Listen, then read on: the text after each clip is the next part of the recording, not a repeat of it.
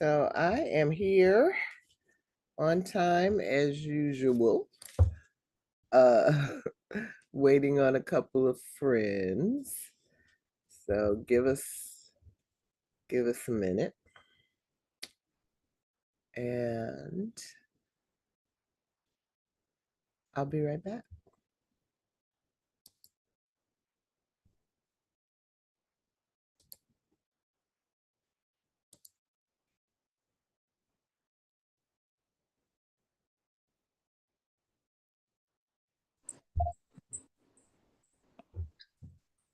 Hey. Hey, so what's the latest gossip, chapter 2? Yeah. Laughed so hard I couldn't. I don't know. Because I have been so disconnected from the world. I don't know what the gossip is. Well, since there are only three of us, the chances are we can unite. But if there were like 100 and over 125, 150 of us, that's when the trouble starts. Is that the problem with America? That's the problem with America, going by what Harari said in chapter 2. Yep. Too big for our britches. Too big for our britches. The world, I guess that's why the trillionaires want to kill off some folk. Yeah, you know what? At some point, I used to think, well, that's not right. But after giving a considerable thought and living for quite a few decades, they may have a point there. Yeah,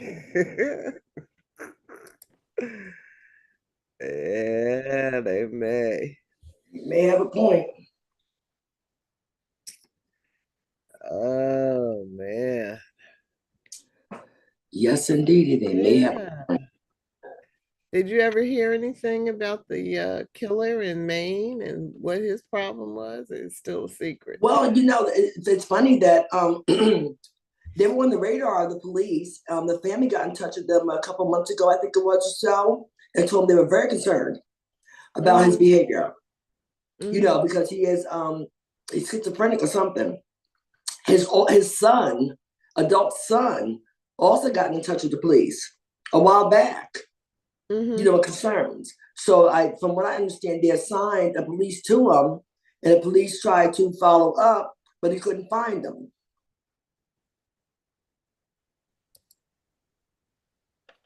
But this is not a new revelation. Yeah. I mean, usually it never is. Gio, we were just gossiping. Appropriate for the chapter, right? That's what I'm telling you. What's the latest? Oh, yeah. So that's where they stand. Okay. So I guess we are the crew tonight. Leonie's got another commitment, so we may as well go ahead and get started. Hello, Gio. How are you today? Hey, Venita. I'm all right. Battling a cold that's trying to come back on me. So I got cough drops and tissues and stuff. I'll try not to make too much noise. Oh wow. I've had a cold this week too. That's why I didn't get the invitation posted until today. And I'm all hyped up on Dayquil. Uh-oh. Right about now. So it's funny. It's funny. I've never had the common cold. Really? I've never had one. And it's so funny. Well, I go big or go home. You know what I'm saying? Okay. But I never had a common cold. And I talked to my doctor about that a couple of times many years ago. He said there are people that don't catch the common cold. It's like anything else. And I've never had one. So I don't know what the feeling is. I see people with count yourself lucky. But I think this is the first one, maybe not, but I feel like it's the first one I've had since COVID started, and I used to get them pretty frequently. That's not bad though. But they're no fun, Venita. You know, your chest is all scratchy and stuffy, your nose gets all clogged up, and you're sneezing and coughing, and you know, it's not fun. See, You ain't Well, missing nothing. I like I got said, stock in Vicks Vapor Rub. Okay. I go big or I go home. I get lupus. I don't need a common cold. All I right. don't Yeah, need you that. got enough. That's right. Nah, I don't even That's need right. that. I go big, girl. That's right. That's right. Anyways, your hair looks very lovely. You look very lovely this evening, Michelle. And your red is always Mhm. stunning. Yes, yes, Thank that's a you, good thank you, color. thank you, thank We're getting you. used to that. We're getting used to all this. Uh-oh. Oh You're no, gonna well have to keep don't. something up. Don't no, I don't. This is hairstyling by Tony. Oh, Uh he does. uh yeah, because I can't do it. I can't get it tight enough to get it in this little rubber band thing because Mm, it's a lot of hair. You know, there's too much hair for me. he missed his calling. He missed his calling, really. He should think about that. Yeah, I'm yeah, telling you. yeah. And so I can't wait. I'm at the week and a half point now. I think I got another week and a half to go if I make it 3 weeks. But every day I'm ready to grab some scissors and go to town. And We this can't. is this is the synthetic hair, and I don't like the feel of it like on my neck. Um, Mm.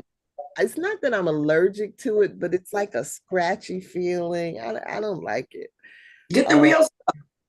I don't even know if I would like the real stuff because, like, if I'm sitting on a bus and a white girl is, doing all of this and her hair is coming back and it touches me, I get the creeps. Well, that's somebody else's hair. Yeah, that's, you know, that's I what I'm mean, saying. I like my hair. you know. Okay, Michelle. Okay. you know what I'm saying? We hear you loud and clear. Yeah. That's it. I have had such a funky attitude since I've been dealing with this. Because I'm just old fashioned. I'm stuck in my ways. All right. So, gossipers. Okay. All right, gossipers, let's get started. Welcome, welcome, welcome, welcome. I gotta get used to saying reading for change. Where's my picture? Um, Reading for change, a collective journey. Uh, this is the fourth book that we're reading under that uh, identity. And the book we are reading is Sapiens, A Brief History of Humankind by Yuval uh, Noah Harari, um, whom I really enjoy reading. And he's an Israeli historian.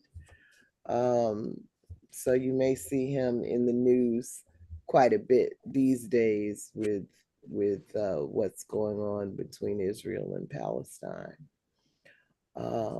And as usual, his capacity for honesty, um, brings a sort of fresh perspective to that conflict that has been going on longer than any of us have been alive. Um, so we're in week 2, of course, reading chapter 2, The Tree of Knowledge. That's also why I wanted my hair up tonight, because it's looking like a tree.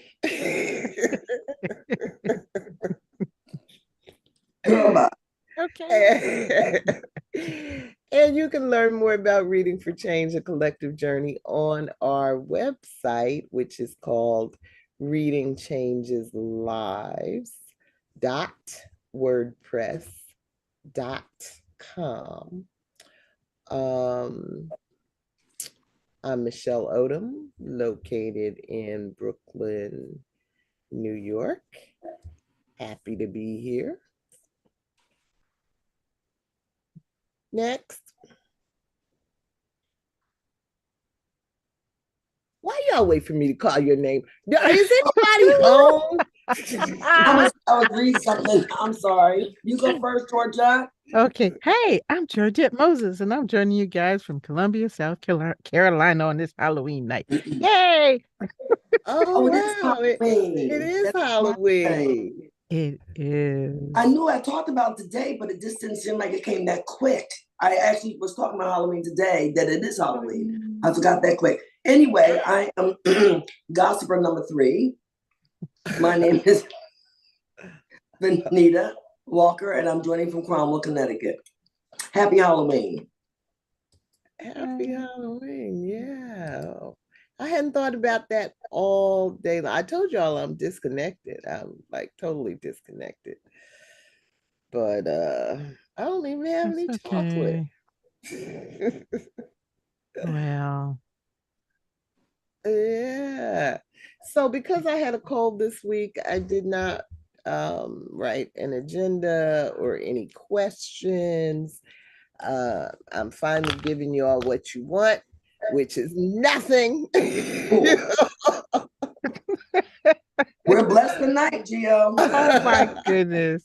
But It's a free for all. What? And you know she can't take free-for-alls. no, I cannot. I did happen to write a short summary. Because I like to include that in the invitation. The invitation um, gets posted on our website, and I'm trying to share the screen now. Gio, can you see it yet? Not yet. Okay. Nope.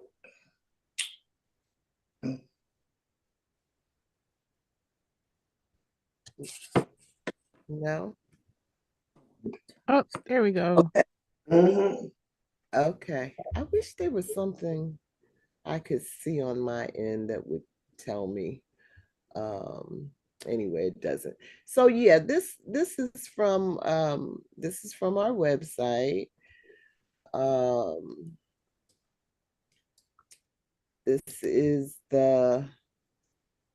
oh, can I not do that? Yeah. This is the homepage of the website. Everything about Reading for Change is right here in the middle. This is the global Black feminist stuff over here, which is outdated. Last thing we read was The Disordered Cosmos. And then I haven't done anything under the Revolutionary Low Leadership title in a long time. But I still believe love is the answer. And I want to find us a book at some point to read under that title. But oh, that's the wrong page. This is a page itself for Reading for Change. And then this thing called Book Chat News is the blog. And so the invitation and anything else related to the current week's reading is on this blog page, Book Chat News. So that's where this small summary is of tonight's chapter. So Gio, would you read this, please? Okay. Ever since the cognitive revolution between 70,000 and 30,000 years ago, wrote Harari, sapiens have been living in a dual reality. the objective reality of rivers, trees, and lions, and the imagined reality of gods, nations, and corporations. As time went by, the imagined reality became ever more powerful, so that today the very survival of rivers, trees, and lions depends on the grace of imagined entities such as the United States and Google. In Chapter 2, The Tree of Knowledge, the author compares behavior of sapiens with other animals, such as our close relatives, the chimpanzees, and explores what the cognitive revolution in new ways of thinking and communicating has meant for the real world. Our imagined realities have led to gods, kings, nations, human rights, trade, money, and corporations, and importantly, enabled large numbers of strangers to cooperate effectively. Once in the fast lane of cultural evolution, Homo sapiens swiftly bypassed other creatures, freeing history from the dictates of biology. Thank you. And this ideal here of imagined realities, gods, kings, nations, human rights, trade, money, and corporations, he's going to carry that through the rest of the book. So all right.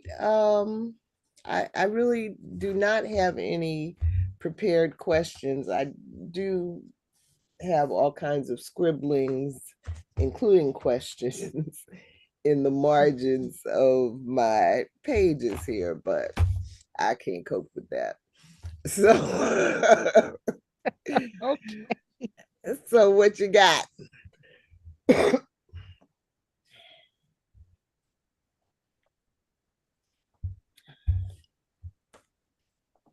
Well, what about this idea that the priests are celibate? Was that ever true?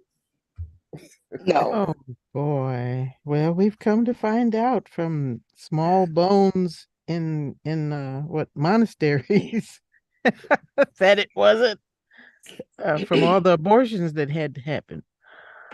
Yeah.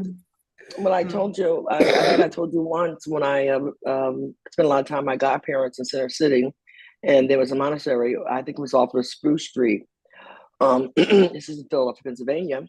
And when I was a little girl, they were tearing it down, or I'm not quite sure what they were doing with it, but they found all these little cubbies down in the basement of the monastery, where they found all these skeletal remains of babies, Mm.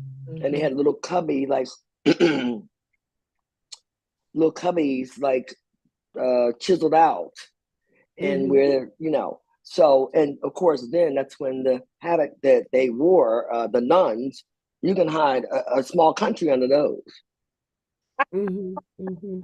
Yes. I mean, I don't know if you remember, but I remember.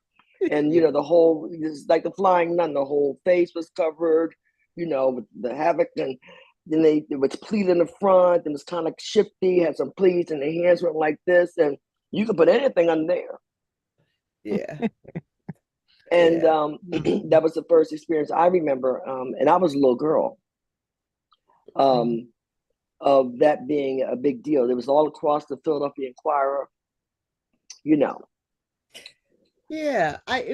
Really though, I raised that particular part of the chapter struck me because really, Harari does have a great capacity for honesty, um, truth, realism, all of that.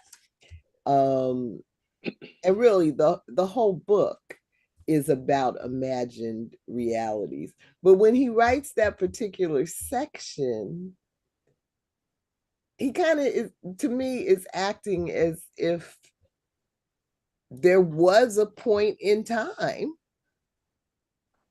when,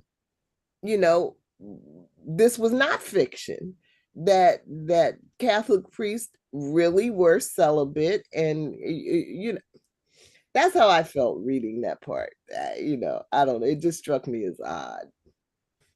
I don't think it's odd. I mean, who can prove that they were celibate? As a matter of fact, until they had proof that they weren't, everyone assumed that they were. So at a time in history, as any other imaginary gossip line goes, they were celibate until proven that they weren't. Yeah. Mm-hmm. Really struck any kind of way about it. It's like anything, you're innocent until proven guilty. You have people that are out there murdering people every day. They call them serial murders. No one knew they murdered until they get caught. Yeah. Very true. That corporation every day sitting at the helm of Fortune 500 companies. They're accountants, they're scientists, they're gym teachers, they're everyone. So yes, in people's imaginary mind, Mm-hmm. because they were told, and as he said, talked about how you can maintain a certain belief when you have a certain amount of people. Mm-hmm. And at some point, the more people that you have in that group or with that belief, the harder people start questioning. Right. So at some point when there are less people, and of course, religion to me has always been used as a form of control, and it's imaginary. As he said, no one has, what is that? Humans pick up 4 beliefs an hour before they even get up in the morning. Mm-hmm. And that's the honest to God truth. So, Mm-hmm. people, even when it comes to God or anything else, no one has smelt them, touched them, felt them, seen them. Mm-hmm. So, I mean, you can people can believe whatever you want them to believe until you don't. Yeah. Yeah. Now, they were celibate. Now, as you know, with anything else, it's like interracial relationships. It's not interracial unless it's black and white. They don't say Asian, a person that's from India, and a person that's from a Danish person. They don't call that interracial. You know what I'm saying? Or it could be anyone other than black and white. So that's another imaginary thing that's made up. So everything is pretty much imaginary as far as I'm concerned, until it's not. They said they were celibate, but did they mean just man and woman as far as celibacy is concerned?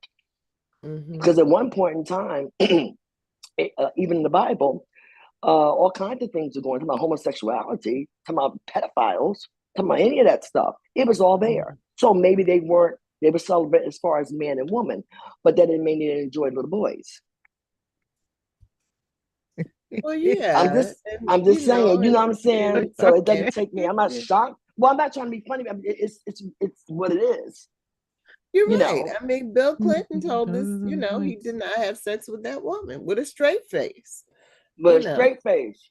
So- And every time I think about that, I smile. Because that fool is a fool. He said, with a straight face. He said, Well, he was a that fool, lawyer, right? And that's what I'm telling you now. That lawyer must have jumped in there technically and speaking, and he asked them to be specific. mm-hmm. So it's about they repeated themselves. He said, but specifically, what are you talking about? Well, I mean, I just said I did not have sex with that woman. Now, sex goes from here to here. And Bill was like, I'm like, I was trying. I mean, he was good. I'm not gonna lie to you. And I don't even see he was good. I don't even see wrong. I mean, only people was wrong was the people that think they were wrong. And I wasn't wrong. I was entertained by it all. I'm like, boy, go. I want you to defend Right. me if I ever have a problem. Or the young people today, that have all kinds of sexual activity, but as long as it's not intercourse, See what I'm saying? they don't call it sex. They sure don't.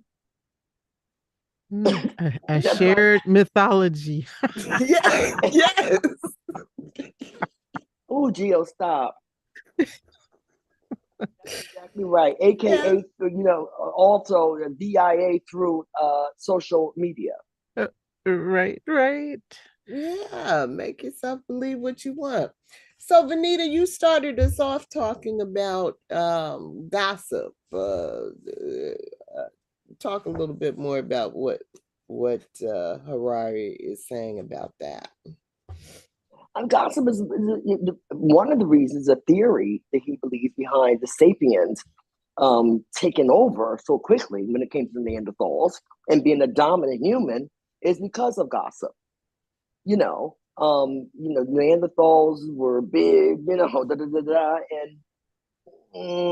as far as strength is concerned, and although they had the brains the size of ours, apparently they weren't working very well. Mhm. As far as being intellectual, whereas the Sapiens had a little one up on them. And because of language, like now what we're dealing with in Washington, D.C., and the way they skew their words and the way information travels,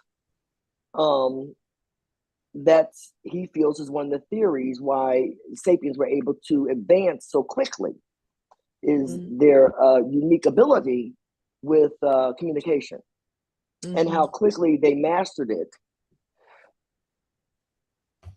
Yeah,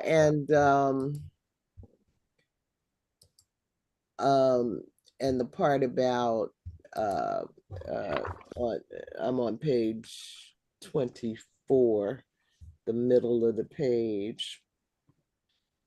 Most likely both the gossip theory and the there is a lion near the river theory are valid. Um, dot dot dot.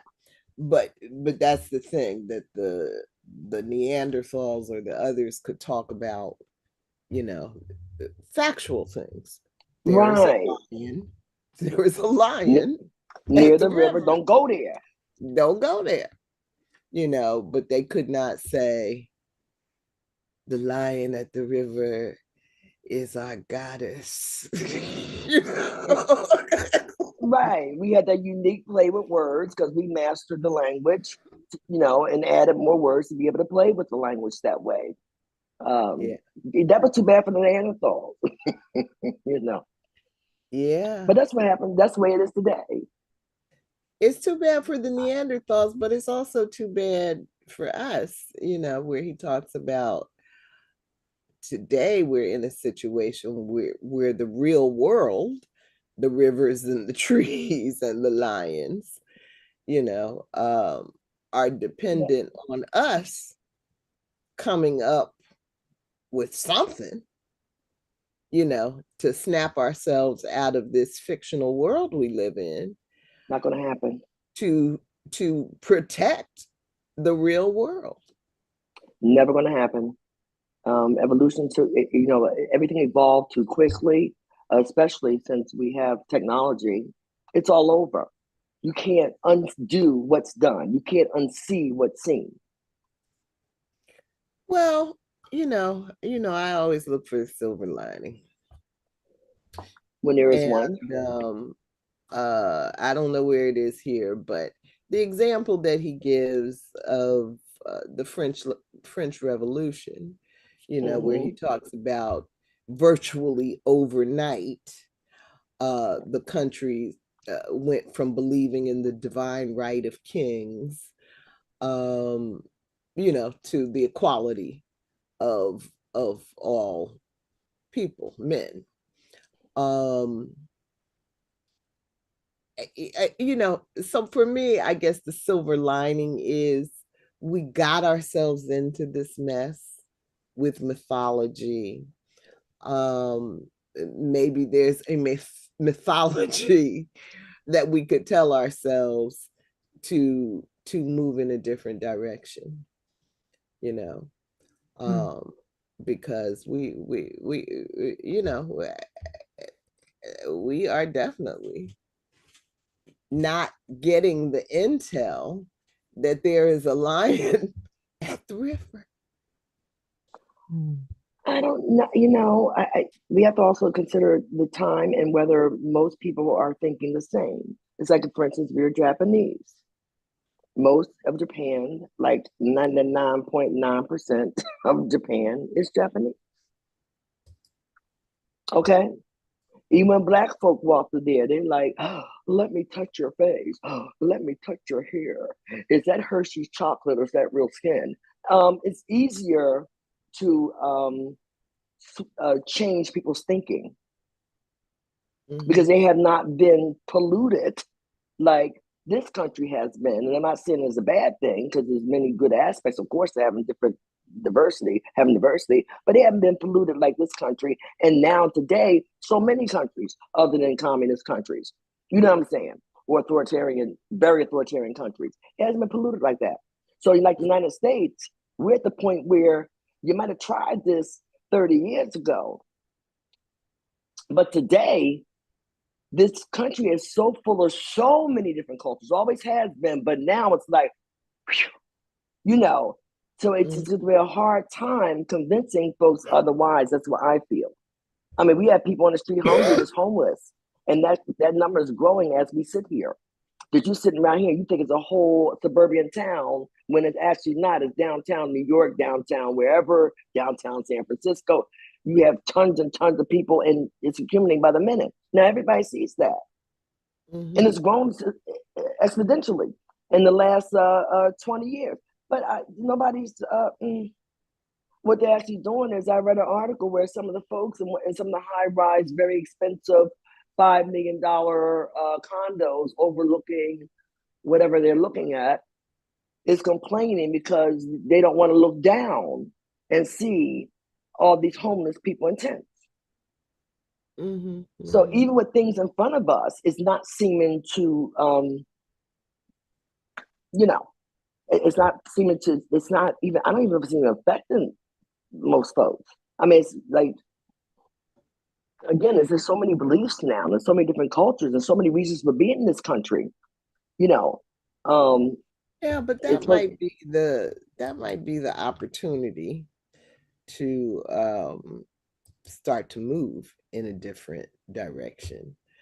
I mean, when you look at all this MAGA crap, and how quickly, I mean, yeah, we know they have been, the Koch brothers and all of that, they have been working on their dastardly plans, for several decades. Right. But just the change that we have seen, visibly seen in the Republican Party just since the Trump administration, very quick, very quick. We've gone from a country that was kind of hobbling along with all its diversity to, now comparing which day had the most mass killings. You were telling me the other day, Venita, you were watching some of the people that got caught up in January 6th. and they were pleading for mercy because they said they didn't know what came over them. They had just bought into the stories, the mythologies, the fictions, coming out of that whole Trump wing of things. So I'm just saying, it's been a very quick process. And if things can change that quickly, if people can can switch beliefs that quickly, then maybe there's an opportunity there to switch beliefs into a more positive direction. I mean, we would hope that, but those beliefs I feel, might have been easy to switch again because the population and different cultures have changed tremendously with the influx of people. Legally that's coming to this country. everyone that voted for Trump, or people make the assumption that they were all middle class white men, which the fight is between a middle class white man and an elitist white man anyway. However, when you have other people come from different areas, I mean, you have a lot of Cubans that voted for Trump because where they're coming from, their thoughts, capitalism. You know what I'm saying? You had a lot of people from Asia that voted for Trump. You had a lot of different people that voted for Trump that have not been here for the last 30 years. But he started talking what they wanted to hear. And that was about whatever they thought they wanted to hear. And the only reason why those folks all of a sudden is reneging on their stance of what they felt on January 6th, because they got caught. Change how they think. That means that they about ready to go to jail. All that means. So I'm not hopeful when it comes to that. If they had not got caught, then they would have been still with the same mindset, and they still are. They're just trying to plead their case to keep from going to that penitentiary. I don't know what came over me. I was I went through some whatever. No, what happened was that judge said you're gonna get 10 to 20, just like the ones, just like the ones, all the Trump's lawyers and this and that. They had a whole line of like 18 of them. They've had a black man there. He wasn't even Cuban. He was black. Now all of a sudden, we down to like 8 people. People start jumping ship.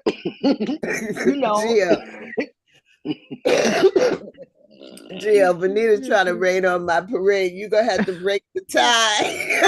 Oh my goodness. I'm just saying, I'm being realistic. But even with Trump, now everybody's taking plea deals. They want to talk to the prosecutor. The judge is saying, look, this is what's going to happen. The prosecutor. Now all of a sudden, you went from 18 to gun-ho, the lawyers and everything. One lawyer, young woman, was up there crying. I know, but I'm like, girl, bye. If things turned out the way you want to turn out, you be sitting home now, sucking down your wine, girl, doing what you do. Now today, you 32 years old. They talking about 5 years. That's a long time even when you're 32. So you like crying and going through all the theatrical stuff. I just looked at and turned the station, girl. Why Scooby-Doo? Like, really? I ain't felt done for the child. Gio, I want to hear Gio's voice. So I'm going to go back to your comment and Harari's comment about the French Revolution. So, and how quickly they did switch from, to off with their head. And it was because biological needs outweighed the common mythology, right? They were starving. Okay. They're like, we got to eat something. We're going to eat you if you come out that castle. Okay. That's what I'm saying. There got to be extenuating circumstances. Jail time, hunger, cold, wet. It has to be something.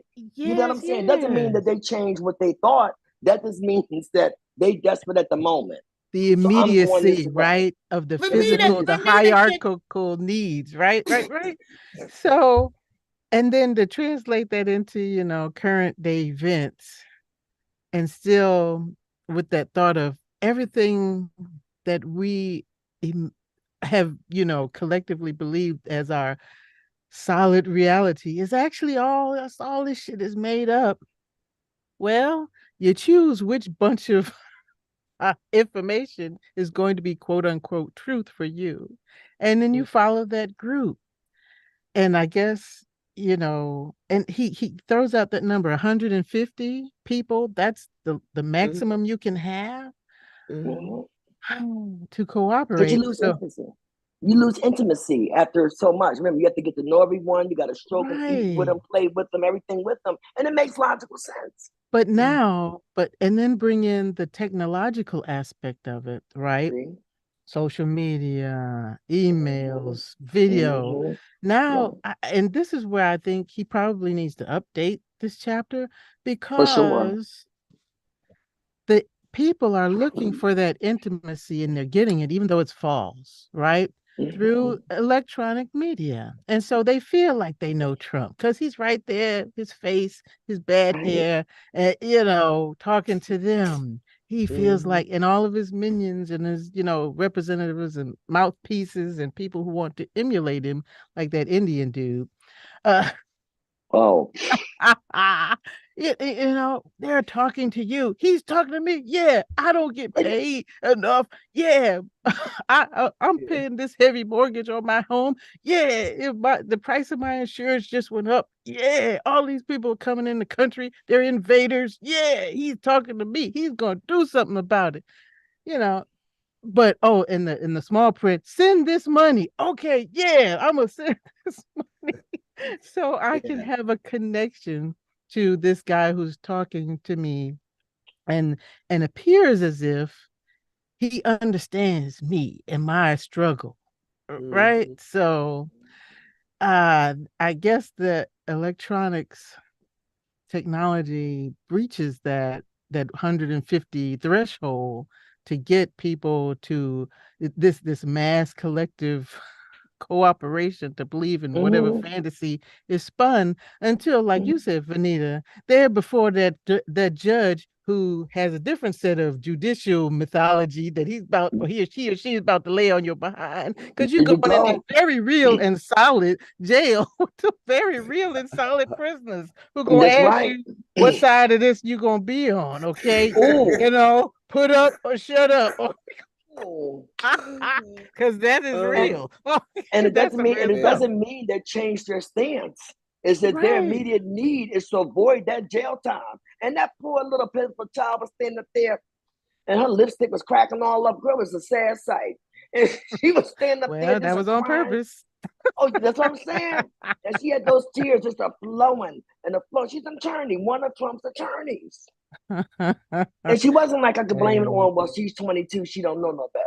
No, she was like 34 years old, girl, bye. Okay, you thought, I don't know what you thought, but whatever you thought, that prosecutor told you that you need to talk to him about the BS that you know with that man, else you doing 5 to 10. That's the only thing that swayed her. And don't nobody love him that much, right? Even Ivanka, she got to come and have a testimony. And she and Jared already left early, right? They left early. Didn't they jump 'Cause ship? They said, we don't know y'all. We don't know him. We over here.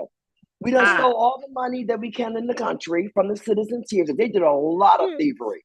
A lot. They heisted good while he was in president. And they're like, see you, Dad.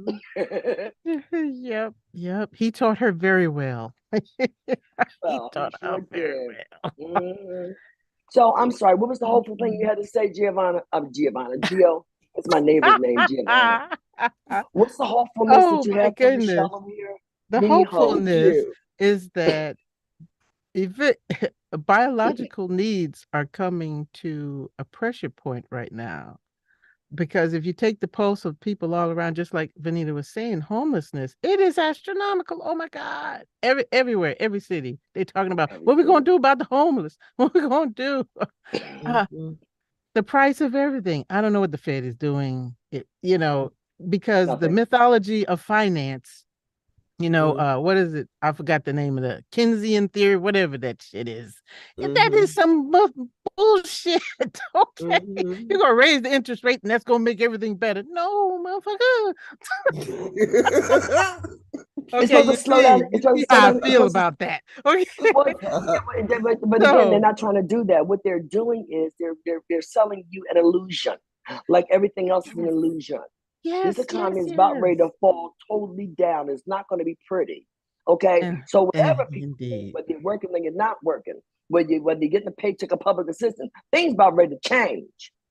Indeed. Okay. And so Venita, let Gio finish. We're having a discussion. It's okay. And so no, it's not okay, Gio, because you will not jump into the conversation when me and Venita go at it.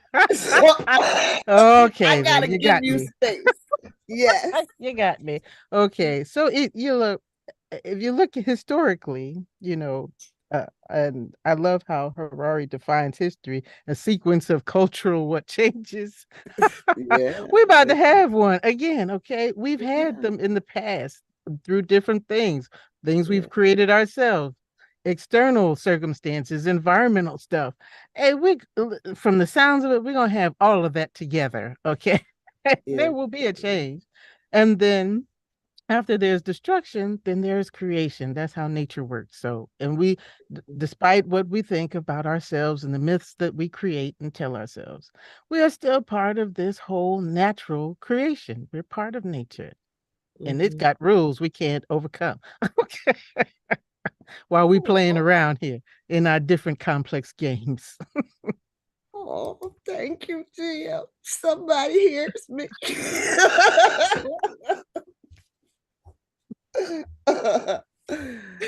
All right. There's gonna be change. Destructive change. Hey, so as Samuel Jackson says in my line from one of my favorite movies, hold on to your butts. Yes, absolutely. All right. What else was striking about this chapter to anybody? I know. Well, I want to know, when exactly did the Cultural Revolution start? When did Homo sapien put some words together, and what were they? We'll probably never know, but how did that even happen? The cultural or the cognitive? The cognitive revolution, cognitive. How did He says between 70 and 30,000 years ago. Mm-hmm. 70,000 to 30,000 years ago. So 70,000, that's a long time. I just always, I just always stick with the little factoid that I have somewhere in my brain, that the invention of writing is just about 5,000 years old, but that humans have been around a lot longer than that. It's just that we don't have written records of it, but there are, biological, geological evidence of human activity that goes way back. But if you think of what he's calling the cognitive revolution as 70,000 years ago, then what he's also saying is, for most of the 2.5 million years that humans, not Homo sapiens, but humans, have been on Earth, we were not having a cognitive revolution. We were running around with the other animals just trying to get something to eat and, not be the food. you know, but that once we develop this capacity of telling ourselves fiction, creating these mythologies, that gave us an advantage. That gave us a great advantage over all other species. So it's, in the span of time, not that long, and that also gives me a bit of hope. I agree with you, Gio, and I agree with you, Venita. We are on a very destructive path. We're gonna have to go all the way down, in order to find the will to build ourselves back up, which is also a way of nature. you know um so but it gives me hope that we will do that. um and that's why I always tell you, when I tell you all, we got to be thinking in terms of a 500-year plan. I only say 500 years because I know to say anything more than we need a 5-year-old. Sounds ridiculous to people. But the truth is,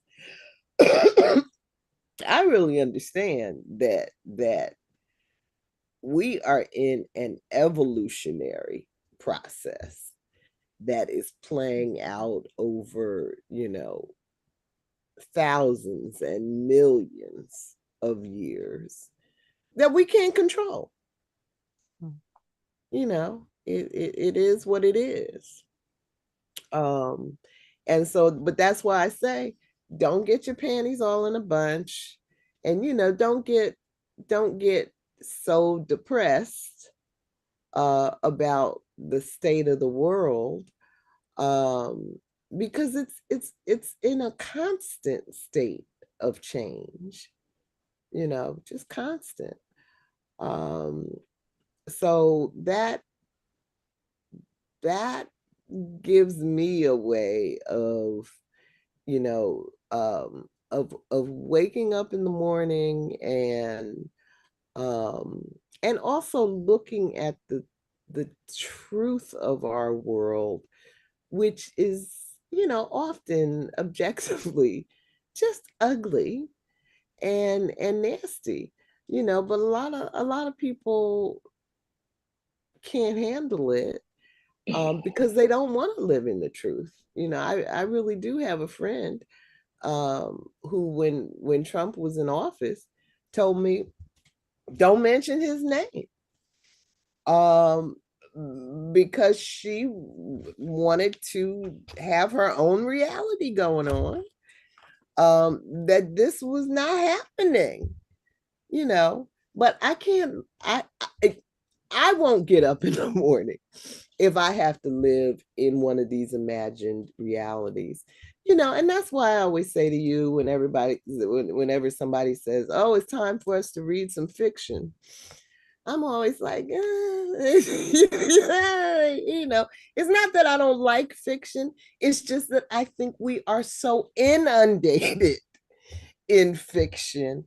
I'm trying to figure out how to help us look at reality, and I know it's ugly. And that's why I have to find a way to find the silver lining, because it is ugly, whether you look to the past or the present or the future,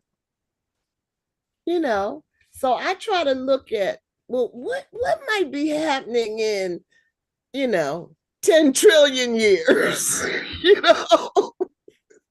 Maybe by then the human animal will have figured out that living in a world of mythology, has its perks, it has its advantages, but it also has its disadvantages. It makes us blind, to the things that we need to see to protect ourselves. If you've got a cancer growing in you and you just tell yourself, ain't no cancer. I know that, yeah, I heard the doctor, I heard what he said, but I don't have cancer, because the Lord said I don't have cancer. Well, that's not really healthy. It's not healthy, it's not smart, and you are subjecting yourself to unnecessary risk. So I think there's great value in staying connected to reality, even when that reality is not what you want to hear or know.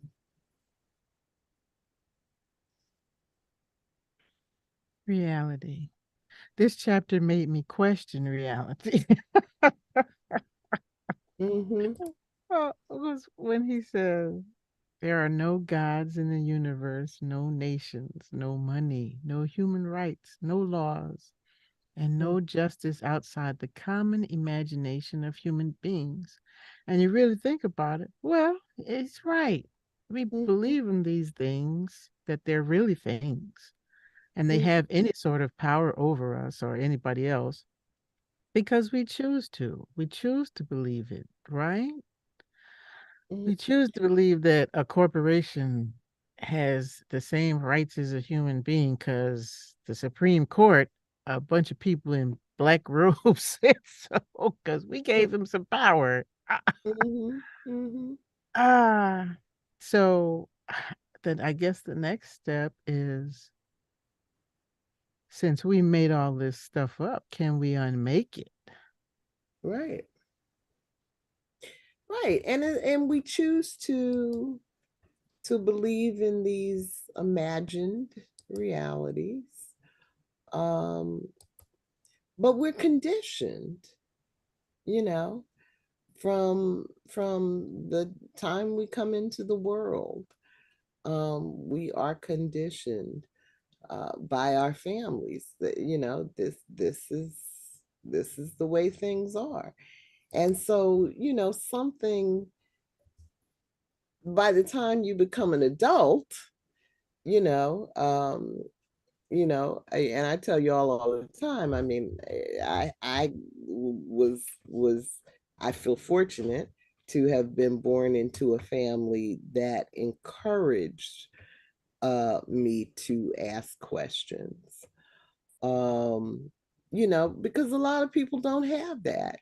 You know, they're just taught, you know, because I said so. You know, and so if that's been your upbringing, then, you know, unless there's something inherent in your personality that causes you to begin to question, then you will go along with, you know, what your mama said, what your papa said, what your teacher said, you know, what they said on the TV screen, you know, what you learned in the music and the movies and all of that. And you'll be on this Ferris wheel. And so it seems like a lot of people, you know, that what they used to call the midlife crises. It seems like for a lot of people, they don't really start to question, why did I marry that man?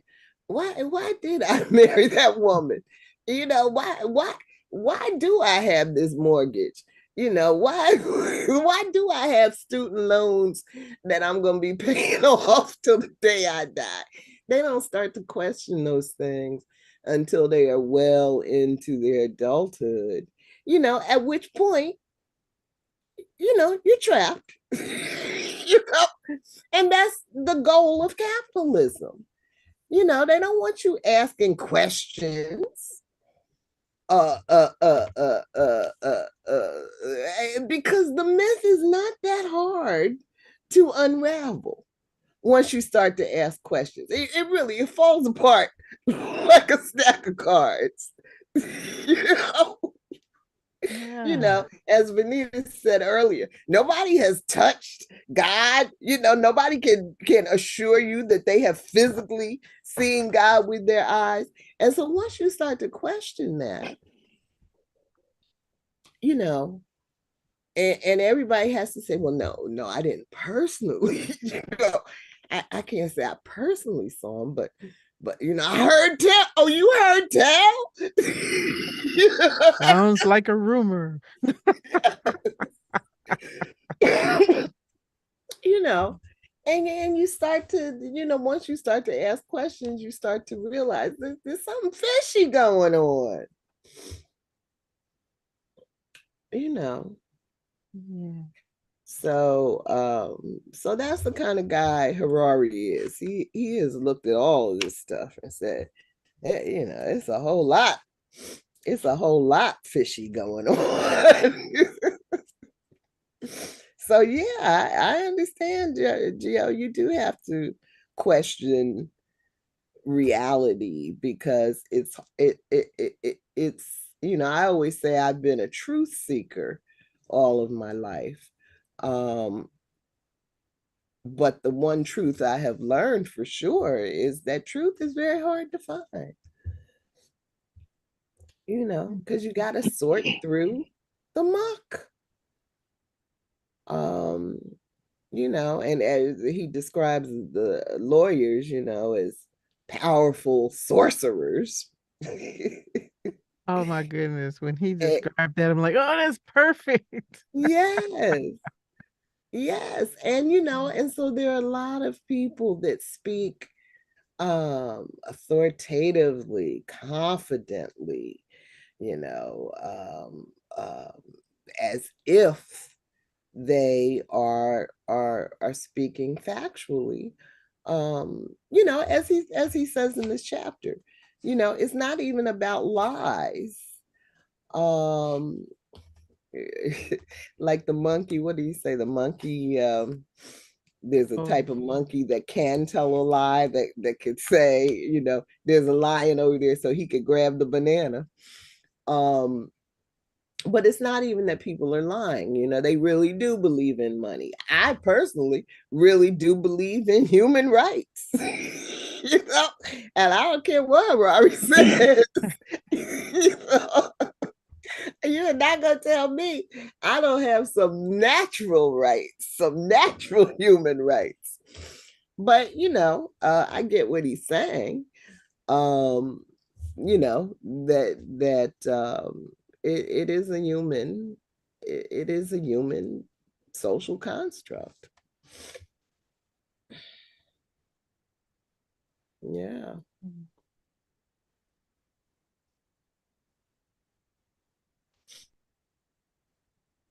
I think most people believe in a lot of things if there's a benefit to them.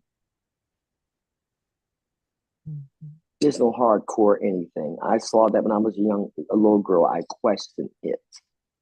Religion was the first thing I questioned, and left it as soon as I could. Mm-hmm. When I saw people in church, whether it was family, immediate or extended family, or neighbors or friends, and when I saw them outside the church, and I've always been an observer, and I saw their behavior did not match what you saw on them on Sunday, I was done. I was a child. I didn't have to be Einstein. I didn't have to wait until later and all the other happy stuff to figure out that something is going on here. Mm-hmm. Okay. So that was an illusion. That was one of my first lessons in illusions. Mm-hmm. And usually when it's going in someone's benefit, it's all good. That's what I've noticed. Even the rebels that act like they have a cause have been swayed to go in another direction. If at that given time, in the right circumstances, in different situations, in different stimuli, and different environments, they can sway as well. So I just think everyone's pretty much full of SHIT. Always have been, always will be, and need to stop. They need to stop it. Just stop it. College the same way. People say now, well, college, what a waste of money. This and that and that and this. College prepares you to learn, number one. That's all it does. It prepares you to learn. But it's been perfectly fine. It's been perfectly fine, even if you paid those hefty college tuitions back and everything, else that went on, if it was benefiting you. The problem is that it's not benefiting folks now. Yeah. That's the only problem. Other than that, you wouldn't hear a peep or a squeak. Most people. So again, people need to stop lying to themselves, even the die-harder, so-called, die-hard believers. No. Even the best of folks can be swayed if it's not benefiting you. Whether you act like you're, So I think pretty much everybody's full of SHIT. Stop the madness. That's exactly what it is. Nothing has changed. It's always been this way. And as you said, if you're really hungry, see what's happening is that the right people haven't been put on the street yet. It's just like AIDS. The right folks did not acquire that syndrome. And it wasn't important until then. It's the same way with anything else. We have hundreds of thousands of people that are homeless on the street, but the right people aren't homeless. And that's coming. And that's why you had them running up on that thing they call the White House on January the 6th, because it's starting to affect the right people. Yeah, and during the Occupy. movement. Yeah, I Yeah, mean, that's true. I mean, it just, I mean, other than technology thrown in there, and you're not going to get rid of technology. We're not going to go back to the rock and a chisel. We're not going to go back to doing all your banking with a pen and a paper, where tellers are balancing and looking for variables at the end of the day. That's not going to happen. So this whole system has to fall down. And I'm not being a, pessimist. It's a fact. Through the history of the world, things have to come down. It's just who's going to survive it. How hard you're going to fall. And that's where the fright comes in, the fear for people. They know stuff is going on.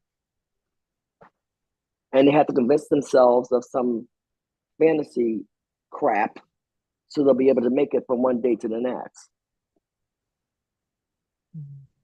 Yep. It's not even sad. It's just the way the world is. It's the way things are going to happen. I don't get depressed behind it. It's what it is. Yeah. That's what it is. And the Supreme Court is funny though when you think about it. It's like these group of clowns have all the supreme power. Then just humans in a robe. When you look at it, it's laughable. Yeah. Yeah. Truly laughable when you actually think about it. It's laughable. And Harari's not saying anything special. I've actually looked up some of the things he said. Facts are out there that he's putting together in this book. Same facts are out there. That is crazy when you think about it. Just men in robes.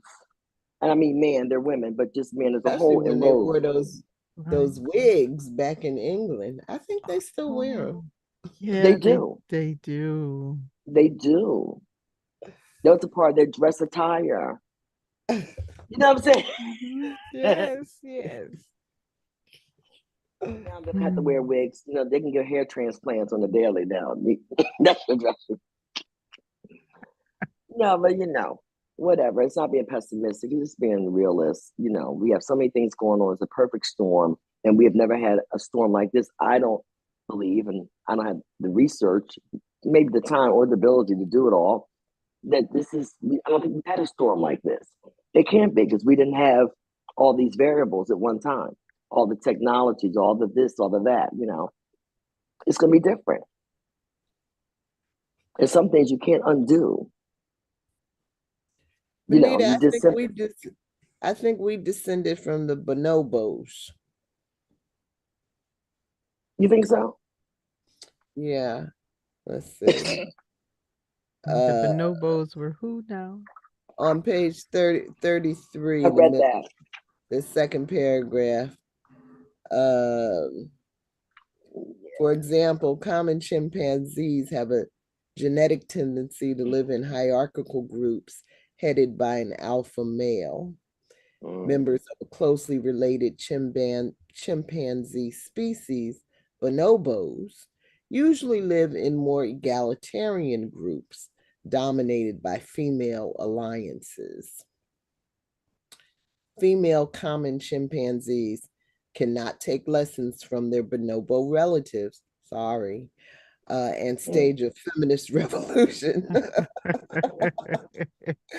Male chimps cannot gather in a constitutional assembly to abolish the office of alpha male and declare that from here on out, all chimps are to be treated as equals. Such dramatic changes in behavior would occur only if something changed in the chimpanzee's DNA. So yeah, I think Gio, you're from the bonobos too. See, and I was wondering what my grandmother meant by stick to your own kind. Venita. You could take that in context if you want to take it in, but I remember my you remember hearing those things. Stick to your own kind. Now, if we would have stuck to our own kind, we would have had this problem. Oh no. But we might not have had it. Well, actually, in some, on the continent of Africa, in some of their nations, they still have, all women villages. Because, many African cultures, women are the economic backbone of their family. It's been that way forever and a day, and it's probably going to be that way for a very long time. And you have all women living in villages with no men.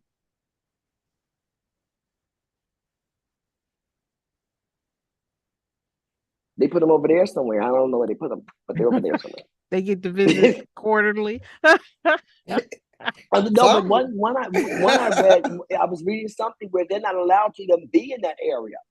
So I don't know if they have a meetup place or wherever the case may be, but nope, you are not coming in that area in their villages. Wow. I ain't trying to go to that extreme. Well, no, I'm just saying that's their culture, you know, and they're very they're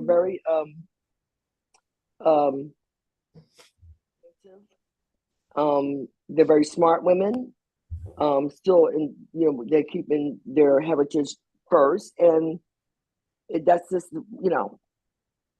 that's just the way it is. I mean, we all have different stuff going on. I mean, what we're doing is not working, so I don't know how in the world we can criticize or even think about criticizing anyone else because excuse me, this is not working. I mean, I'm being honest. I mean, you can't criticize other folks because this is not happening, and they have perfect access to our whatever, which is why all our rights are being taken away. Write that down. Yeah. So yeah. I'm not one that's going to be sitting there talking about anybody else's because we're not doing very well. So maybe we should start our own village. Well,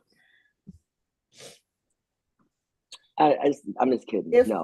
If we as a brainstorming thought activity, if really, I guess I should say, when the United States completely devolves, destroys itself, and reaches the point of construction,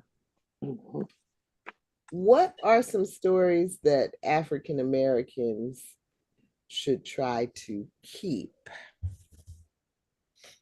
What are some good stories? What are some myths worth holding on to in our new imagined world?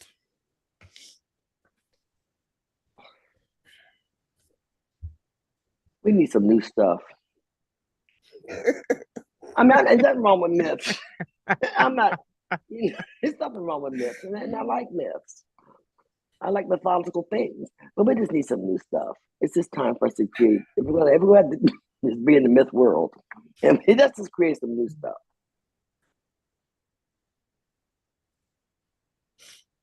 Got anything, Gio? Well, it all depends on whether or not AI is still in the picture, because they're gonna want some rights. Yes. See what I'm saying? Oh yeah, Gio. Yeah. Yeah. We have a lot going on. We have a lot, but yeah, you're right. If they're still in the picture, which, it looks like they will be. But if we really go into a complete state of destruction, I mean, we're looking at World War III again. Well, we're due for one. We're heading to one. Yeah. And, yep.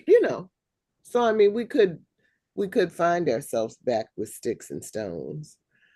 And AI, might be destroyed in the process. It would have to, be recreated, reimagined, all of that. So, but yeah, if they survive, and they may be the only ones to survive. But it's going to be a fight. It's going to be a fight. It's definitely going to be a fight because you always have the rebels. That it's going to be a fight. It's always going to be a fight. So one day we may be going up against AI. Mhm. Humans, I really believe we will be. It's like inevitable. There's going to be a fight. No one, throughout Well, if history. that happens, one thing I think we should tell ourselves is that humans are smarter than AI. They gonna figure that out real fast. No. You gotta believe, Gio. You gotta believe. Okay. Well, we just talked about how things are changing and the way humans think. I might have been inclined to believe that so many years back, but right now I'm not quite sure of that because we're not doing things that smart humans, but I would think smart humans would do. So I'm not sure. That's why it's a mythology. Sure. But in mythology that might serve our capacity to stand up to the AI. Yeah. So we would Put have the to tell AI in its ourselves that. place. Yes. Remember, I created your program. Right. Yes. Right. Why Right. and why Michelle stand behind me? Venita, go tell him. I mean, really, Jill, you have to come and make sure we're all together because I know I can't defend her. Yeah, she is not a fighter. She be standing behind. Venita, go tell them that we taught them what they know. I'll be right here over here. You go tell them. I'm a lover, not a fighter. She not. She can't fight and she can't run. Oh no. So we gotta protect her. That's why but she ain't even trying to do either or. That's the thing about it. You couldn't even try. Not her. She stand back there. Venita, Gio. Well, Venita, I was telling my friend today I want to get a gun. Oh, you don't need no gun. I'm ready for a gun. No, you don't. No, Wow. I got a gun. What's been You don't going need a on? gun. What's been going on up there? You, Gio. That's why she need a gun. Because I know you got a couple. White men have been opening fire in public places and just taking out people for I don't even know why. They don't either. They believe in a particular mythology. They can't handle and no tools to address it except for like that dude in Colorado. How are you gonna have real and fake weapons? Oh, and what's the real I don't and want to talk fake about that. That's the most ridiculous thing I ever heard in my life. I'm like, was he trapped in a what is it a first person player game and he couldn't extract himself? When I heard that, I'm like, but I don't get it. I thought maybe I was like not hearing things correctly, because I'm tired. I'm like, that's the first. I'm like, wow, okay, he wanted to die, but then he wrote a note that said, I didn't want to die, I just wanted to go in the cave. So why didn't you go in the cave, fool? Why did you want to go in the cave? I don't understand the thinking. Well, I was thinking if I had been up there in Maine, I might have been, I'd be crouched in a corner someplace. That's true. But I might be able to get an aim on that bitch's kneecaps. You know what? This is Maine. Ain't they supposed to be like strapped for bear because they got bears? Okay. Yes. No, but Maine is such a relaxed place, and truly it is a relaxed place. You got small towns. You got somewhere one house is here, and there's not another one for 10 miles. They're very relaxed, and they didn't even think about it. Everybody got guns. Yeah, it's a hunting state. But no one, and because it's small, and because a lot of it's scared lost when the towns are small. People just don't think about it. You and I think about it because you lived in Newark one, and I live in Philly and New Jersey. We think about this stuff. Stuff can happen. Stuff can happen in a snap anywhere you are. I mean, what's happening today could happen anywhere we were. I don't know how people could forget. Maybe people came from the other side of the fence, don't remember. But the same thing we had, this happened now, could happen anywhere if you grew up in the city. When I was younger, there were still gangs, there were still shootings, there were still stabbings, there was still everything. Except now we have you know, the media. That many, and mass murders like there are, but you still have the same thing going on. I don't even know what's happening. I mean, I know I live in my own little imagined reality, but I still feel pretty safe in the city. Girl, you crazy. You are crazy. Michelle, they scared of you. I'd be more scared coming up to your house. See, and that's what people say, right? But first of all, where I live has changed tremendously as far as different cultures and the population of people. No town in Connecticut is small and quaint like it was. Oh. Well, when you start building strip malls, remember when you said you weren't going to that mall, they said we're going to bring it to you. So as soon as you get big box stores, just one of them, you start, whether it's Walmart's 10 miles down the street or whether it's Home Depot, then others start to come. Then more banks, then more this, and it brings more people. And then it starts to, everything starts to shift. Living in suburban towns, a lot of towns are like living in a city now, a small, confined little city. Wow. I know, but I feel okay in the city. But I was Kathy, Kathy said we were going to drive down. Kathy's in Virginia. And she said we were going to drive down to see Beverly. These are two of my girlfriends from high school. Beverly's in Georgia. And when I think about going to places like that, down there where you are, Geo, South Carolina, I'm like, I need to be strapped. Well, yes, it is a dilemma, isn't it? Stop scaring the Georgette. Now you're supposed to be the okay. All right. Listen, Michelle. Even though I have armament, okay, for the zombie apocalypse, I believe wholeheartedly that the energy you come with is what's going to meet you. So if you're rolling down there scared that the cops or some other crazy, whatever, yokel is going to accost you in some way, violent manner, well, that fear is attracting that particular set of energies and will help create the situation for you. Because I think back now, I have rolled across, I drove from New Jersey to Oklahoma and then back by myself. And in a time where all kind of things could happen to me, but I wasn't even, maybe I had an angel. But I used to do that too, Gio. I used to drive all over the country and felt no fear. But that was before. But I'm just saying that was before. Well, no, Gio, we could call it the foolishness of youth, or No, Gio, she left out something very important. What? And Gio always leaves out that important thing because we want to send upon to know she may be driving even today, 10 years ago, from here to there. But she forgot to tell you that she was packing underneath that car seat or somewhere in her pocket. See, that's the part that that's Gio why she didn't feel no fear. Here goes Gio. I had no fear. I have no fear even today. I have no fear. Because the energy you put out is the energy you get in.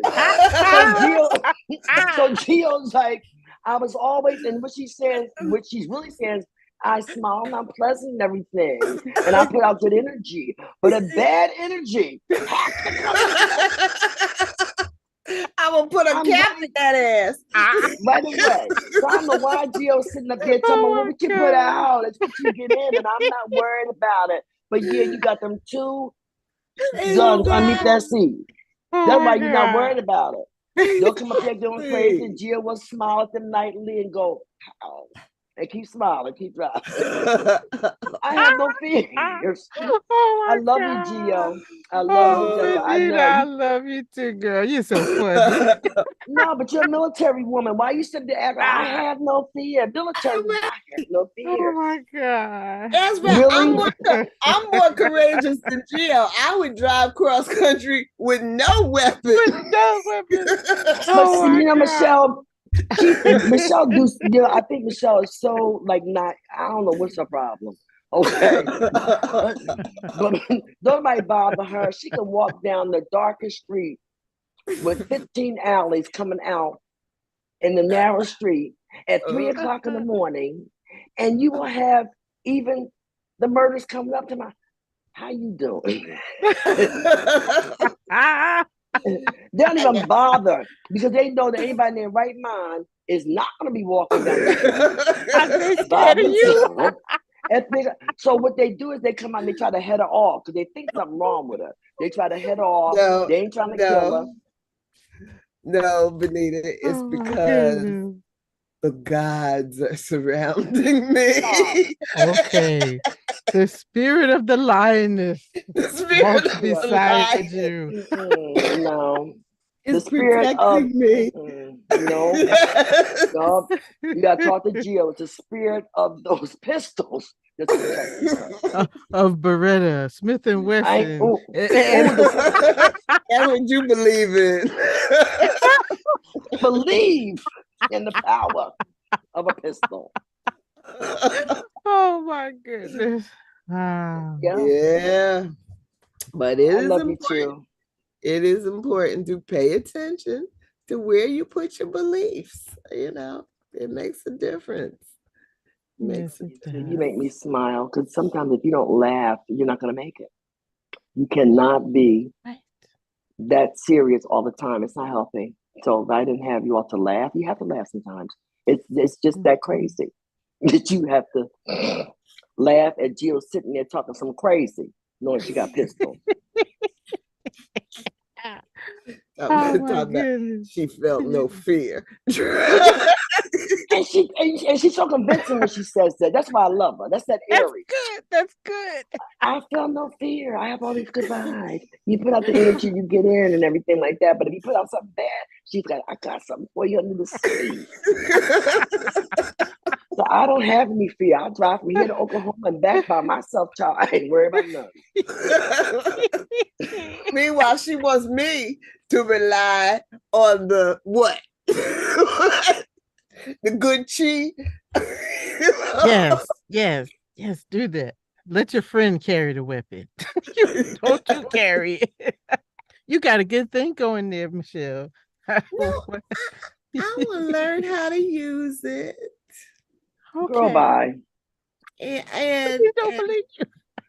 I don't believe any of that. Because I believe that Michelle get nervous, and she does happen to get nervous, which is hard. But if she do, she's gonna start shooting up everything around her. I don't think. I don't know why. I don't know why y'all you need don't a have little confidence. gun. You need a little 380 or something. Okay. Something small. Okay. Like you need the pocket pistol, you know, the 28 special. Trying to get an assault rifle. No. We don't want you looking like what's that red what's that movie? I can't think of it now. Resident Evil. We want you like guns everywhere, strap swords. No. I just want Michelle, a little I just want a little equalizer. If everybody is strapped except me, then I'm the one with a problem. That's true. That's very true. Except what happened was when Trump came on the scene, Carlton and I go to the gun range. We had to stop going because everybody was going crazy. And I said, Carlton, that means if we go to the gun range and it's all white people there, and it is, you got to watch them while I'm practicing. Then I got to watch them while you're practicing. No, it was too much. Oh my God. It was too stressful. But I'm being, and that's the honest to God truth. That is the honest to God truth. We stopped going to the gun range during that crazy time because that's the way it is. You know, me and Carlton, all white people at the gun range. Well, I found it refreshing though. There's some black gun clubs. New York has one. Yeah, they do. Well, join that, okay? Because it will probably be a good community for you to be involved with, keep you up to date with things that are going on, get you a good discount on some insurance. I'm like, Yeah, dang, I got an insurance for shooting somebody. you gotta have it. You gotta have it. Yes, yes. You have insurance for everything. It's a thing. It's a thing. It's a thing. But Yeah. Okay. yeah. So But we no, know go what to to get it the for gun Christmas. range. And don't be looking at that. Look, let them look at you. Yeah, I ain't worried about you. Yeah, look at all them bullseyes, Oh no, okay? I Take know that was notice. just, that was just at that particular time. You know what I'm saying? Yeah, No, since then I it's hear fine. But you. during when Trump was at the height, you didn't want to, you just didn't feel good. I don't want to go to jail for having to shoot somebody at the gun range. Okay, well, that And would have then been and like then a lot of them are indoor, for for A your Mel stomach. Brooks movie. Everybody shoot. That's the way it feels because a lot of them are indoor ranges. You know what I'm saying? And you are Mhm. confined in a space. Yes, yes. So it got kind of dangerous. Anyway, so much for talking violent. We know to get her for Christmas. Yeah. Yeah. So all right. Next week, what's the discussion? Next week, a day in the life of Adam and Eve.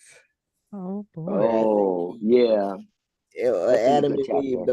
those real life characters, right? Yeah, Where another he goes back way back in history, um, to look at at the daily life of humans before the Mhm, cognitive revolution. Okay. mhm. You He know, has quite the imagination. yeah, well, he does, but I mean, there's just really also all of the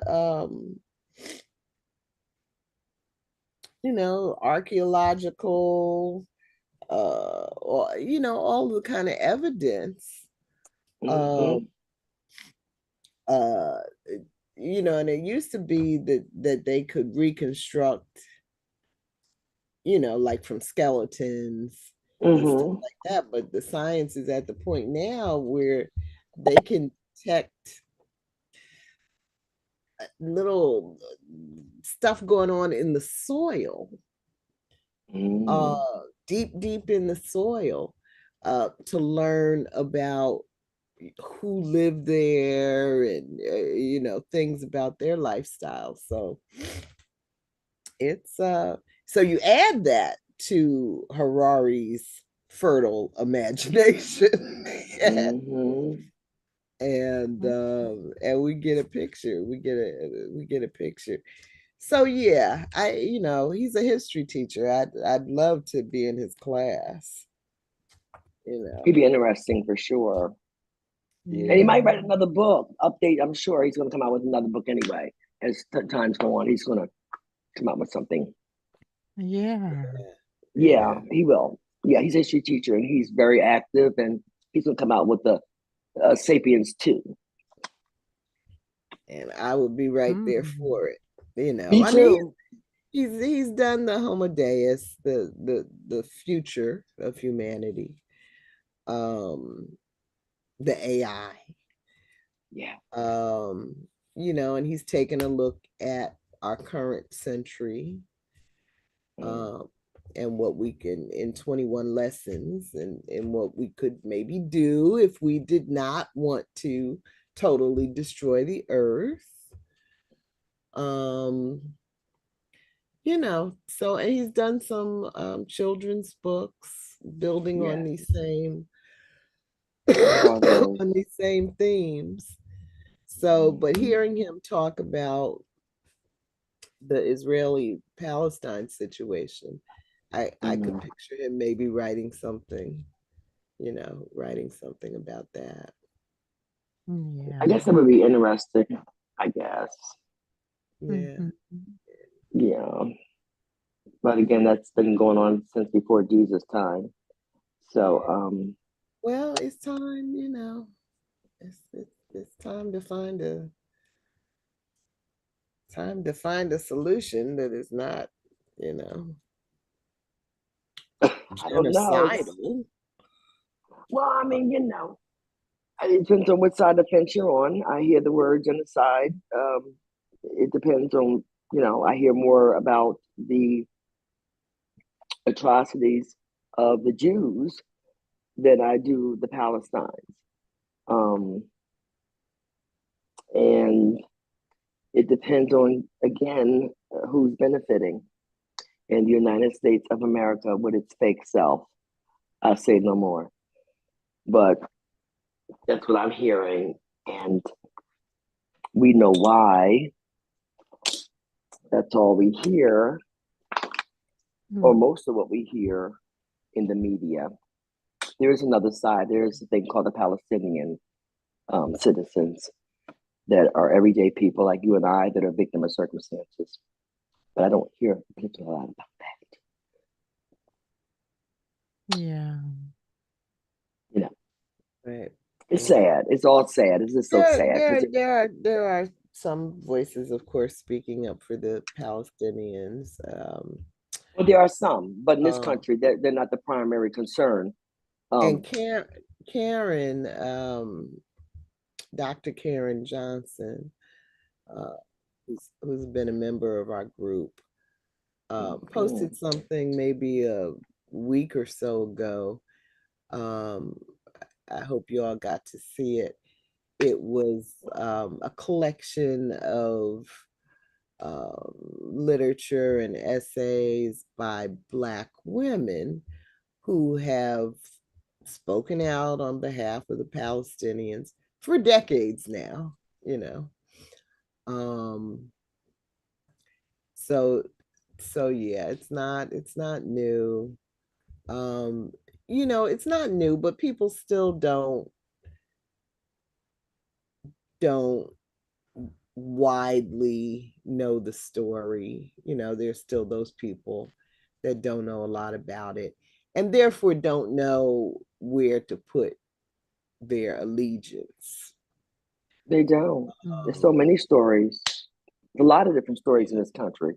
I mean, you can't possibly keep up with all of the stories. There's our story. So it's a lot of stories. Yeah, there is. But anyways, I wish everybody the best of whatever. Keep it moving. So we'll see you next week. See you next week reading our story together. Yay. Have a good night. Good night, Gio. Take care. You too, doll. You too. Good night, Be Michelle. safe. Good Find night. some joy. Find some joy. Happy Halloween. Bye. Bye.